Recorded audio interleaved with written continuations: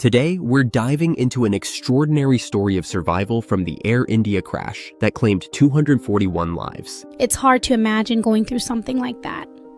One survivor's account really stands out. It's both heartbreaking and inspiring.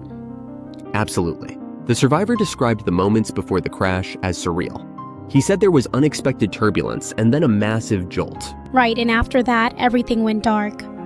He woke up surrounded by chaos, fire, and twisted metal.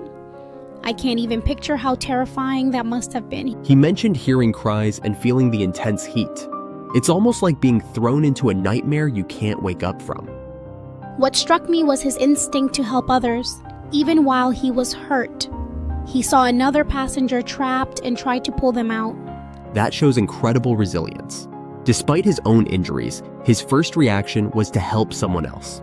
He credits his survival partly to luck, but also to the seat he was in. He was seated near the wings, which often is considered a safer spot. That's interesting. There's always debate about the safest place to sit on a plane, but in this case, it seemed to make a difference. He also talked about the importance of listening to safety instructions, which most of us tend to ignore. True, and he recalled the flight attendant's briefings, which helped him locate the nearest exit amid the smoke and confusion. In those critical moments, training and memory kicked in. Even though he was disoriented, he remembered to stay low to avoid the smoke. The psychological aspect is just as important. He described the feeling of disbelief, that something this catastrophic was actually happening. Some people freeze during disasters, but he managed to stay focused. That mental clarity probably saved his life. He also mentioned a sense of guilt afterward for surviving when so many others didn't. Survivor's guilt can be a heavy burden. Definitely. It's not just physical injuries. There's long-term trauma, nightmares, and the struggle to move on. He spent months recovering, both in the hospital and emotionally. Family support played a huge role in his healing. What's amazing is how he uses his experience to advocate for better air safety and emergency preparedness now. His message is clear: never take safety briefings for granted, and always know your nearest exit. I think a lot of us just zone out during those instructions, but his story makes you pay attention. He shared a moment where he almost gave up, but the thought of his family pushed him to keep fighting. That's so powerful. Sometimes the will to survive comes from the people we love. He described crawling towards the light, literally and metaphorically. It's almost poetic, isn't it? Absolutely. And after escaping, he helped guide rescuers to other survivors. It's remarkable how adversity brings out unexpected strengths in people. It makes you wonder how any of us would react in a similar situation. The survivor also talked about the chaos outside the wreckage. People screaming, running, complete confusion. Emergency crews arrived quickly, but the scene was overwhelming.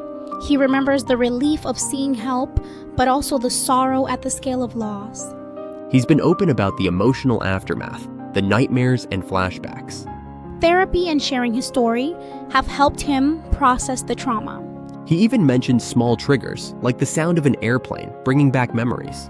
But over time, he's learned to cope, though he admits it never fully goes away. What I find inspiring is his commitment to living life fully, in honor of those who didn't survive.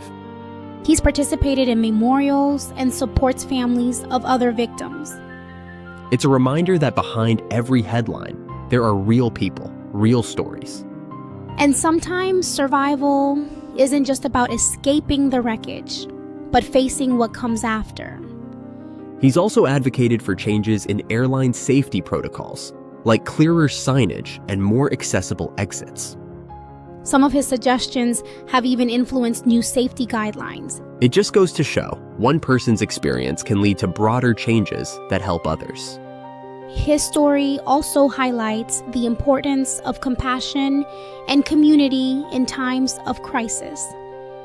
He said strangers pulled together, sharing water, comforting each other, even in the midst of disaster. That sense of unity can make all the difference in survival and recovery. He keeps in touch with a few other survivors. They share a bond that's impossible to describe. Sometimes only those who've been through it can really understand. He encourages people to talk about their experiences, not to bottle it up. That's good advice for any trauma, really. The crash changed his outlook on the life. He values every day, every moment now. It's a cliche, but sometimes it takes a brush with death to truly appreciate life. He hopes his story can remind others not to take anything for granted. And to always be prepared, even for the unthinkable. He's turned his pain into purpose, helping others and pushing for change. That's the ultimate triumph, turning tragedy into something meaningful. As we wrap up, his message lingers. Know your exits, listen to safety, and cherish each day. And maybe check where your seat is next time you fly. Thanks for joining us. Next time you fly, remember this story. You never know when those few extra seconds of attention might matter. Until next time, take care and stay safe.